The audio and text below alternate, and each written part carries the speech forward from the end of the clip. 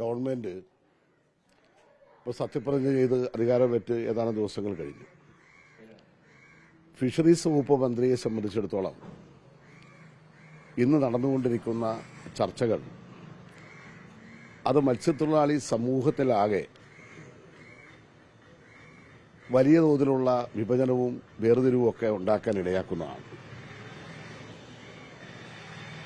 Fisheries വകുപ്പ് മന്ത്രി ഏത് സമുദായത്തിൽപ്പെട്ടവരാണ് എന്നുള്ളതല്ല ഇവിടുത്തെ വിഷയം. ഈ ഗവൺമെന്റ് ആ മേഖലയോട്, ആ ജനവിഭാഗത്തോട് എങ്ങനെയാണ് അവരുടെ നിലപാട് സ്വീകരിക്കാൻ പോകുന്നത്, നയം നടപ്പിലാക്കാൻ പോകുന്നത് എന്നുള്ളതാണ് മത്സ്യത്തൊഴിലാളി ഫെഡറേഷൻ CI2-ന്റെ കാഴ്ചപ്പാട്. ഇന്നിപ്പോ കടലിൽ മീൻ പിടിക്കാൻ പോകുന്നവരായാലും കായലിൽ പോകുന്നവരായാലും അതിൽ ക്രൈസ്തവരുണ്ട്, മുസ്ലിം സഹോദരങ്ങളുണ്ട്, ഹൈന്ദവ വിഭാഗക്കാരുണ്ട്. ഇവരെല്ലാവരും ചേർന്നാണ് മത്സ്യബന്ധനത്തിന് പോകുന്നത്. കേരളത്തിലെ ചരിത്രത്തിൽ മത്സ്യമേഖല കൈകാര്യം ചെയ്തിട്ടുള്ള, ഫിഷറീസ് വകുപ്പ് കൈകാര്യം ചെയ്തിട്ടുള്ള മന്ത്രിമാർ ആരൊക്കെ എന്നുള്ളത് മൊത്തം പരിശോധിക്കുമ്പോഴും അതിലൊന്നും ഒരു സാമുദായികത്തിന്റെ അടിസ്ഥാനത്തിൽ മാത്രമല്ല നിശ്ചയിച്ചിട്ടുള്ളതെന്ന് കാണാൻ കഴിയും. പക്ഷേ ഇന്നിപ്പോൾ എല്ലാം അതിന്റെ അടിസ്ഥാനത്തിൽ വേർതിരിക്കുകയാണ്. അത് ഒരിക്കൽ പോലും അംഗീകരിക്കപ്പെടാൻ കഴിയുന്ന കാര്യമല്ല. അതുകൊണ്ട് മത്സ്യത്തൊഴിലാളികളുടെ ഇടയിൽ അഭിപ്രായ വ്യത്യാസങ്ങളോ അല്ലെങ്കിൽ ആ ജനവിഭാഗങ്ങൾ തമ്മിൽ സാമുദായികപരമായ സ്പർദ്ധയുണ്ടാക്കാനോ കഴിയുന്ന നിലയിലുള്ള പ്രതികരണങ്ങൾ ബന്ധപ്പെട്ട കേന്ദ്രങ്ങൾ ഉപേക്ഷിക്കണമെന്നാണ് മത്സ്യത്തൊഴിലാളി ഫെഡറേഷൻ CI2-ന്റെ പ്രവർത്തകൻ എന്നുള്ള നിലയിൽ എനിക്ക് അഭ്യർത്ഥിക്കുവാനുള്ളത്.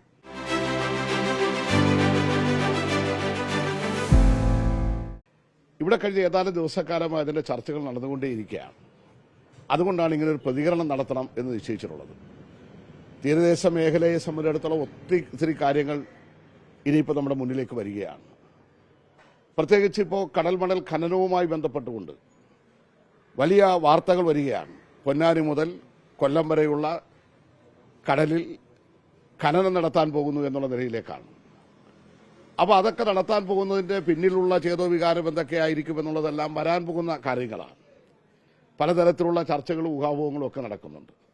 അത്തരം കാര്യങ്ങളിലേക്കൊന്നും കടക്കാൻ ആഗ്രഹിക്കുകയല്ല. പക്ഷേ ഇവിടെ മത്സ്യത്തൊഴിലാളി മേഖലയിലുള്ളവർക്ക് പരിഗണന കൊടുക്കണമെന്ന് പറഞ്ഞാൽ മനസ്സിലാകും. പക്ഷേ ഇന്ന സമുദായത്തിൽപ്പെട്ടവരായിരിക്കണം എന്ന് പറയുന്നതിനെയാണ് ഞങ്ങൾക്ക് യോജിക്കുവാൻ കഴിയാത്തത്. അതുകൊണ്ട് കേരളത്തിന്റെ പൊതുവായ ഒരു ചരിത്രം പരിശോധിച്ചാൽ നമുക്കിത് കാണാൻ കഴിയും. ബഹുമാനപ്പെട്ട മുഖ്യമന്ത്രിയായിരുന്ന ശ്രീ K. കരുണാകരൻ ഈ വകുപ്പ് കൈകാര്യം ചെയ്തിട്ടുണ്ട്. അതുപോലെ തന്നെ ഇടതുപക്ഷ ഗവൺമെന്റിൽ TK രാമകൃഷ്ണൻ കൈകാര്യം ചെയ്തിട്ടുണ്ട്. പണ്ട് ഐക്യമുന്നണി ഗവൺമെന്റിൽ ഔക്കാദർ ഉട്ടിനഖ കൈകാര്യം ചെയ്തിട്ടുണ്ട്. അങ്ങനെ ഓരോ മന്ത്രിമാരെ എടുത്ത് നമ്മൾ പരിശോധിച്ച് നോക്കിയാൽ S. ശർമ്മ വകുപ്പ്, ശ്രീമതി മേഴ്സിക്കുട്ടി അമ്മ, MD പത്മ, അങ്ങനെ ഒത്തിരി പേരുണ്ട്. അപ്പോൾ അതൊന്നും സമുദായത്തിന്റെ അടിസ്ഥാനത്തിലല്ല നമ്മൾ വിഷയങ്ങളെ കാണേണ്ടത്. മറിച്ച് മത്സ്യത്തൊഴിലാളികളുടെ താല്പര്യങ്ങൾ, ആ താല്പര്യങ്ങളെ സംരക്ഷിക്കുക, അതിനുവേണ്ടി നിലകൊള്ളുക എന്നുള്ളതാണ്. അതിനപ്പുറത്തേക്കുള്ള ഒരു ചേരിതിരിവ് ഒരിക്കലും നമുക്ക് ഗുണകരമല്ല എന്നുള്ള കാര്യമാണ് പറയാൻ ആഗ്രഹിക്കുന്നത്.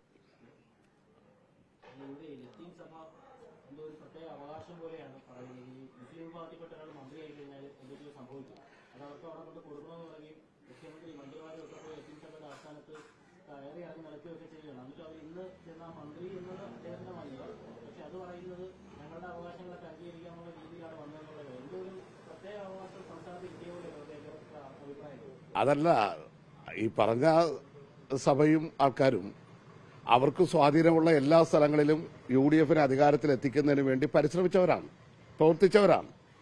അതുകൊണ്ട് വേണമെങ്കിൽ അവർക്ക് പറയാം ഞങ്ങൾക്ക് ന്യായമായി അവകാശം ഉന്നയിക്കാം. കാരണം എന്തുകൊണ്ടാണ്? ഞങ്ങൾ നിങ്ങളെ സഹായിച്ചതാണെന്നുള്ളത് അവർക്ക് വേണമെങ്കിൽ പറയാം. ആ സഹായം ഉണ്ടായിട്ടുണ്ട് എന്നുള്ളത് കേരളത്തിന്റെ തീരദേശത്ത് പരിശോധിച്ച് നോക്കുമ്പോൾ എല്ലാവർക്കും മനസ്സിലാകുന്ന കാര്യമാണ്. അത് ചിലർ വളരെ അഭിമാനപൂർവ്വം പരസ്യമായി പറയുവാനും ചില ബന്ധപ്പെട്ട ആൾക്കാർ തയ്യാറായിട്ടുണ്ട് എന്നുള്ളതൊരു യാഥാർത്ഥ്യമാണ്. പക്ഷെ അതൊക്കെ UDF തീരുമാനിക്കേണ്ട, അവർ ആലോചിക്കേണ്ടതാണ്. ഞങ്ങൾ അത്തരം കാര്യങ്ങളിലൊന്നും ഇടപെടാം. അതൊക്കെ ഗവൺമെന്റിന്റെ കാര്യമാണ്. ഗവൺമെന്റ് നയത്തെയാണ് ഞങ്ങൾ എതിർക്കേണ്ടി വന്നാൽ എതിർക്കുന്നത്. ഇപ്പോൾ ഒരു ഗവൺമെന്റ് തുടങ്ങാൻ പോകുന്നതേ ഉള്ളൂ. അതിനു മുമ്പ് എതിർപ്പിന്റെ സ്വരത്തിലേക്കല്ല പറയുന്നത്. പക്ഷേ ഈ സമുദായം പറയുന്നതിനെയാണ് ഞങ്ങൾ അംഗീകരിക്കാത്തത്.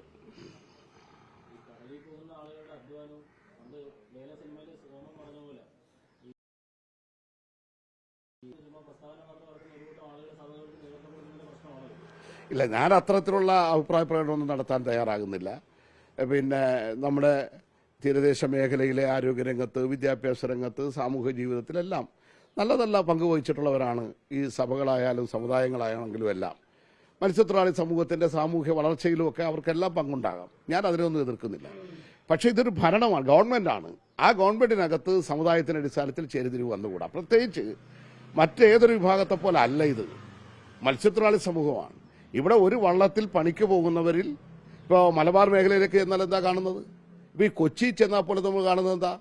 ഒരു ബോട്ടിലോ വള്ളത്തിലോ പോകുന്നവർ മുസ്ലിം സമുദായത്തിൽപ്പെട്ട സഹോദരങ്ങളുണ്ട്, തീവ്ര സമുദായത്തിൽപ്പെട്ടവരുണ്ട്, ക്രൈസ്തവ സമൂഹത്തിൽപ്പെട്ടിട്ടുള്ളവരുണ്ട്. ഇവരെല്ലാം കൂടെയാണ് മത്സ്യബന്ധനത്തിന് പോകുന്നത്. അവിടെ വേറൊരു നിലയിലേക്കുള്ള ഒരു ചേരിതിരിവ് ഉണ്ടായിപ്പോയാൽ അപകടകരമാണ്. അത് ബന്ധപ്പെട്ടവർ മനസ്സിലാക്കണമെന്നാണ് ഞങ്ങൾക്ക് അഭ്യർത്ഥിക്കാനുള്ളത്.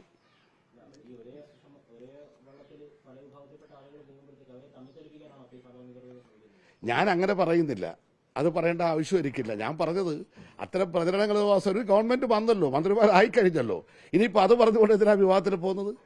വകുപ്പ് ആരും കൈകാര്യം ചെയ്തോട്ടെ, കൈകാര്യം ചെയ്യുന്നവരാരെന്നുള്ളതല്ലല്ലോ, ഗവൺമെന്റിന്റെ നയം എന്തുള്ളതാണെന്നാണ് ഞങ്ങളുടെ പ്രശ്നം.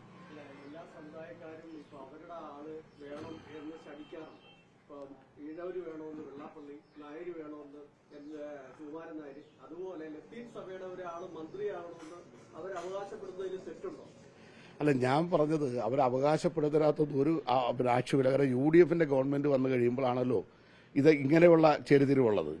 അങ്ങനെയാണല്ലോ വിഭജിക്കപ്പെടുന്നത്. അത് പരസ്യമായി പറയാൻ ഇവരെല്ലാവരും തയ്യാറാകുന്നത് ഈ കാലത്ത് മാത്രമാണല്ലോ. മറ്റ് കാലത്ത് അങ്ങനെ വല്ലതും ഉണ്ടായിട്ടുണ്ടോ? ഇടതുപക്ഷ ജനാധിപത്യങ്ങളുടെ ഗവൺമെന്റ് വന്ന കാലത്ത് അങ്ങനെ ആരെങ്കിലും പ്രസ്താവന കൊടുത്തിട്ടുണ്ടോ? ഇല്ലല്ലോ. അപ്പോൾ അത് UDF ആയതുകൊണ്ട് ഇതെല്ലാം പറയാം എന്നുള്ളത് കൊണ്ട് മാത്രമാണ്. LDFന്റെ കാലത്താണെങ്കിൽ അങ്ങനെ ഒരു അവകാശവാദം ഉന്നയിക്കരുത്. അതാണ് ഇത് തമ്മിലുള്ള വ്യത്യാസം എന്നുള്ളത്.